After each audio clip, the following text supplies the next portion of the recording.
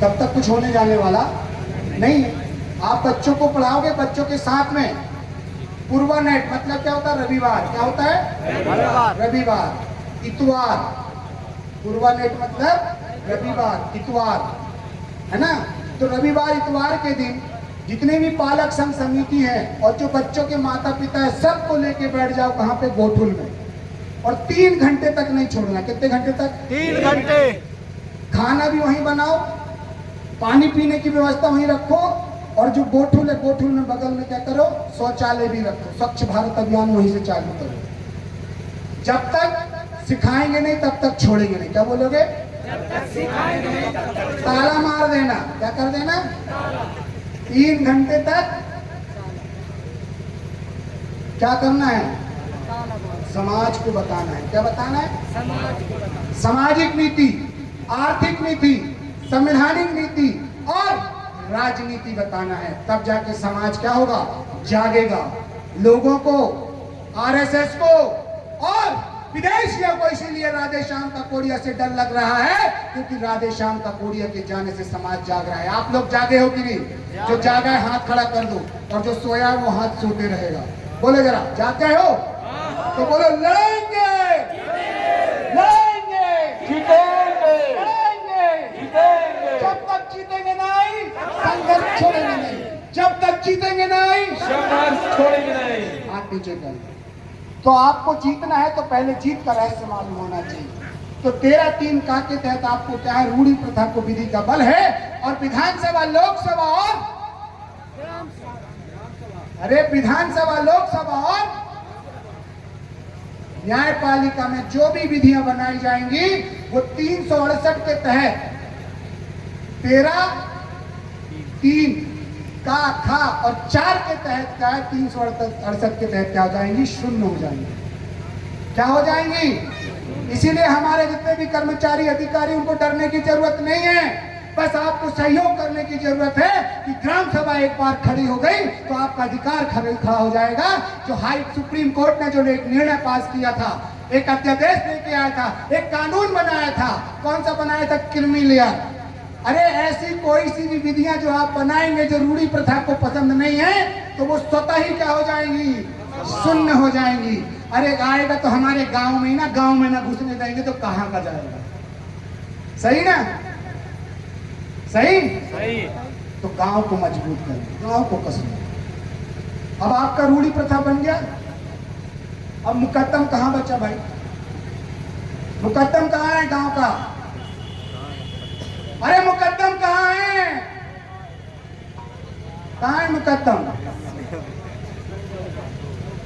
मुकद्दम, अरे ओ मुकद्दम, अरे तोर गांव में आए हो डाका डाले, अरे अपन गांव ला बचा ले हो मुकद्दम, अरे कहां गए हो सो मुकद्दम? बताओ, इतना बड़ा गांव है, दुश्मन आके दहाड़ के चला जाएगा और गांव के मुखिया को पता ही नहीं है कि कौन आया, डाका डाला, चला गया। ये हमारे साथ में 3000 सालों से हो रहा है। कितने सालों से? 3000 सालों से। पहले आर्य आए, फिर इसके बाद मुगल आए, फिर इसके बाद अंग्रेज आए। आर्यों ने हमारे गोठुल को खत्म करके क्या बना दिया? गुरुकुल बना दिया। और हमारे गोठुल की कुछ व्यवस्थाएं बची थी उसको खत्म करके क्या बना दिया? मदरसा बना दिया। और जो कुछ बचा था अंग्रेजों ने उसको पूरा खत्म करके क्या बना दिया? स्कूल बना दिया। आज हम ना स्कूल के हैं ना स्कूल के हैं। स्कूल का मतलब क्या होता है? ना स्कूल के बच्चे ना स्कूल के बच्चे। जाओगे अंग्रेजियों के स्कूल में जाओगे तो आर्टिफिशियल तुमको मदर और फादर मिलेंगे, जिसको क्या बोलते हैं? कॉन्वेंट। कॉन्वेंट का मतलब होता है अनाथालय। क्या होता है? क्या होता है? अनाथालय। अनाथालय। ये कहीं लिखा नहीं है, ये राधे श्याम काकोड़िया का रिसर्च है। और my research is very perfectly because I am working of the 3 of the pillars. मेरी जो वर्किंग है 3 पिलर्स में होती है। वो कौन से 3 पिलर्स हैं? मूंद, सूल, सरनी। मैंने क्या बोला था? लास्ट में बताऊंगा रहस्य, तो वो रहस्य अब मैं बता रहा हूं। मूंद, सूल, सर्री। बोले जरा, मूंद,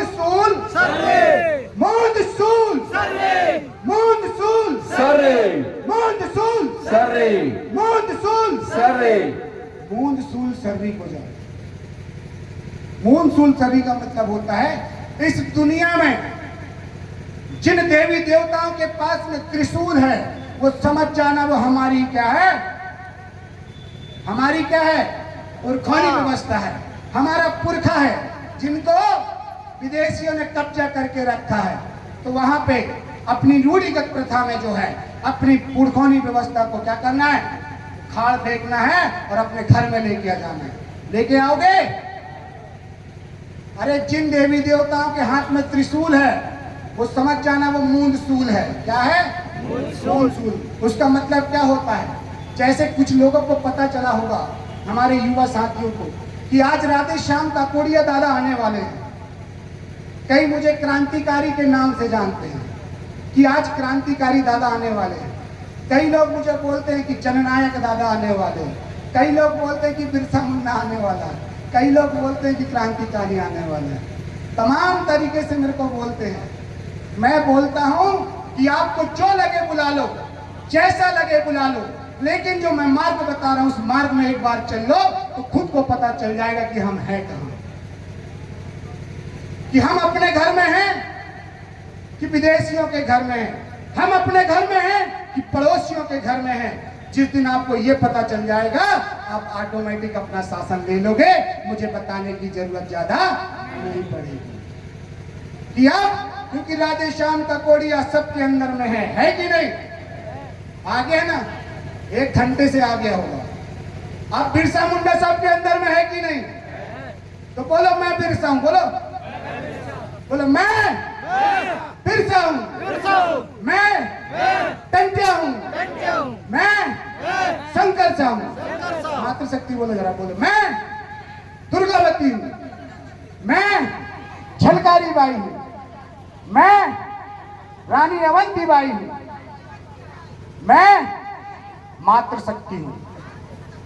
जब तक हम ये जानेंगे नहीं कि मैं हूं कौन, हु एम आई, मैं क्या हूं और व्हाट इज माय डेफिनेशन, तो मेरी क्या पहचान है, तो मैं नहीं बता पाऊंगा। तो उसको जानना पड़ेगा। ठीक है? वो कैसे जानोगे? मूंद सूल शरीर त्रिगुण सूत्री मार्ग से। जैसे किसान, कितने लोग हैं? हाथ खड़ा करो किसान जरा। सब किसान है? किसान है ना? आप लोग किसान नहीं हो? किसान? अच्छा, खेती करते हैं तो कैसे पता चलता है? जल्दी बताओ। मैंने बोला ना, मैं भाषण नहीं देता, मैं बात करता हूं। जब आप खेती करते तो कैसे पता चलता है कि बारिश होने वाली है? वातावरण बनता है ना, बादल छा जाते काले काले, तभी पता चलता कि आषाढ़ आ गया, तो आषाढ़ ऐसी आ जाएगा। बादल छा जाते तो पता चलता कि हाँ नहीं बारिश होने वाली है ना? तो पहले क्या होता? वातावरण बनता है। तो जैसे आज हमारे शंकर साहब व रघुनाथ साह ने तोप के सामने क्यों खड़े हुए? उनके पिता का क्या नाम है मालूम? जरा कितने लोगों को मालूम है शंकर साहब के पिता का नाम? बताओ। सुमेर शाह। क्या नाम है? राजा सुमेर शाह। बोलो राजा। उनके बेटे का क्या नाम है? रघुनाथ शाह। क्या नाम है? रघुनाथ शाह। वाह, मैंने बोल दिया रघुनाथ शाह तो अरे सुमेर शाह का बेटा था शंकर शाह और शंकर शाह का बेटा था रघुनाथ शाह। ये देखो, अंधेर नगरी चौपट राजा और टके शेर भाजी और टके शेर खा जाओ। ये तो है। किसी ने बोला कि कौआ ने कान ले गया, तो कान को छोड़ के कहाँ जा रहे हैं? कौआ के पीछे। अरे शब्दों को तो सुनो कि क्या प्रश्न पूछा जा रहा है और हमको क्या उत्तर देना है। ये कला जिस दिन हमको जाएगी, उसको क्या बोलता हूँ मैं? दृष्टिकोण। क्या बोलता हूँ? दृष्टिकोण। सोचने का दृष्टिकोण, देखने का दृष्टिकोण और समझने का दृष्टिकोण जिस दिन हमारे समाज में आ गया तो हमारे समाज का परिवर्तन हो जाएगा। हमारे सोच में, हमारी समझ में, हमारे देखने के दृष्टिकोण में कि हम अपने बच्चों को ना तो कलेक्टर देख पा रहे हैं, ना अपने बच्चों में हम इंस्पेक्टर देख पा रहे हैं, ना अपने बच्चों में हम मास्टर देख पा रहे हैं, ना पटवारी देख पा रहे हैं। इसीलिए हम अपने बच्चों को कुछ नहीं बना पा रहे, क्योंकि वो दृष्टिकोण ही नहीं आया। सही है? तो जिस दिन आप अपने बच्चों को देखने लगो कि मुझे कलेक्टर बनाना है, तो उस बच्चे को कलेक्टर ऑफिस लेके जाओगे, घुमाओगे, तो वो देखेगा कि कलेक्टर साहब के पास में तो बड़ी बड़ी गाड़ियां हैं, एक पुलिस वाला भी है, खाना बनाने के लिए चपरासी भी है, खाना बनाने के लिए रसोइये भी हैं, एक बंगला भी है, वाह, और बंगले के साथ में 1.5 लाख रुपए की पेमेंट भी है, वाह। तो बच्चा क्या बोलेगा, मैं भी कलेक्टर बनूंगा।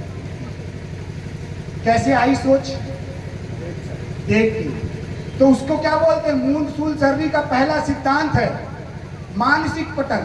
जब वातावरण निर्मित होता है तो मानसिक पटल पे क्या आते हैं, विचार आते हैं। क्या आते हैं, विचार आते हैं। जब विचार आते हैं तो दूसरा जो पटल है हमारा बौद्धिक पटल, तो उसमें चिंतन करता है। हमारे कितने ब्रेन है, 3 ब्रेन है। कितने ब्रेन है, कितने ब्रेन है, ऐसे हाथ खड़ा कर लो, कितने ब्रेन है, 3 ब्रेन। एक ब्रेन बोलता है कि नहीं ये बात गलत है, दूसरा ब्रेन बोलता है कि नहीं ये बात सही है, और तीसरा ब्रेन क्या बोलता है, मैं चुप रहूंगा। 3 ब्रेन है हमारे पास। कितने ब्रेन है, एक क्या बोलता है कि मैं दाहिने जाऊंगा, दूसरा ब्रेन बोलता है नहीं नहीं मैं बाएं जाऊंगा, और तीसरा क्या बोलता है मैं बीच में रहूंगा, तू कहीं पे भी जा, जो होगा मैं तब देखूंगा। 3 ब्रेन है, लेफ्ट राइट, और लास्ट में क्या, पीछे में मेमोरी, जो किसको क्या बोलते हैं, अनुभव। जब हम इस कार्यक्रम में आ रहे थे तो खाना खा के आए कि नहीं,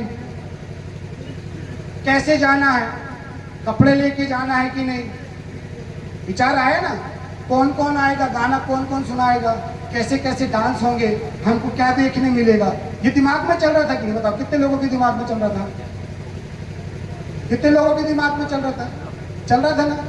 जब आपने शरीर को कष्ट दिया तब यहाँ आए तो पता चला कि यहाँ पे तो यार हमको बार बार हाथ उठा रहे हैं ऐसे करके, लग रहा होगा ना, हमको विचार दे रहे हैं। गाना तो कहीं दूर गया, वो डांसर सो गई, 2 घंटे से दादा बताए चले जा रहे, सब सो गए, नाच गाना वाले सो गए, गाना गाने वाले सो गए, लेकिन आप लोग सोए क्या, काम की बात है ना। तो यही मेन चीज है। तो जब मानसिक पटल में जब वातावरण बनता है किसान को, तो देखता है कि पानी गिरने वाला है तो बखर को चला देता है, बोनी कर देता है ना। जब बोनी कर देता है, जब अभी फसल काटेगा तब पता चलेगा कि मेहनत का फल ऐसा होता है। तो जब विचार आया, विचार आने के बाद में आंख से देखा, कान से सुना, नाक से सुना, मुंह से बोला और शरीर से हाथ पैर से काम किया, तब उसके पास अनुभव आया कि नहीं, जो दादा बताए थे वो बात सही है। बोले थे कि दारू मत पीना, और दारू ज्यादा पीना तो नाली में गिर जाना, तो ये गिर गया तो पता चल गया कि दारू पीना सेहत के लिए ठीक नहीं है। मेरे बताने से तो ना पता चलेगा। जब आपके मानसिक पटल पे विचार आएंगे, बुद्धि से तर्क करोगे, जब उसको शरीर से करोगे तो अनुभव आएगा। जब अनुभव आएगा तो उसमें कौन सी चीज की प्राप्ति होगी, मोद वेरची। कौन सी चीज की प्राप्ति होगी, बोलो मोद, बोलो मोद वेरची, मोद वेरची, मोद वेरची। मोद वेरची का मतलब होता है सत्य का ज्ञान। किस चीज का, सत्य का ज्ञान। तो सत्य का ज्ञान कब प्राप्त होगा, जब आप मूल सूल सर्वी में चले। दुनिया की कोई बात को नहीं मानना है, कोई पंडा भूमका नहीं लगाना है। अपनी रूढ़ी प्रथा को जिस दिन आप जान जाओगे, मैं अभी कुछ इसलिए नहीं बोल रहा हूँ किसी को कि आप जो भी कर रहे हो, जैसा भी कर रहे हो, अभी तक जो भी किए, दादा हीरा सिंह मरकाम ने आपको जगाया, उसने काम किया तो आप इतने जागे। आपने क्या किया जो उसको बोलते हो कि दादा हीरा सिंह मरकाम ऐसे थे वैसे थे। अरे जो काम करेगा उससे गलतियां भी होंगी, जो काम करेगा उससे गलतियां भी होंगी, लेकिन कुछ ना कुछ सिखा के चला जाएगा। दादा मोतीराम कंगाली ने कितना काम किया, कितना सिखाया, लेकिन आपने कितना अमल किया और कितना उस पर काम किया, अपने आप पे झांक के देखिए। दादा सुरेंद्र सिंह ताराम ने कितना काम किया, किताबों के माध्यम से, पत्रिकाओं के माध्यम से आपको जगाया। यहाँ पे हमारे अजाज के जिला अध्यक्ष, अजाज के जो है संभागीय अध्यक्ष बैठे हुए, इन्होंने कितना काम किया। सरकारी कर्मचारी है, सोते लेकिन आपके लिए दौड़ के आए।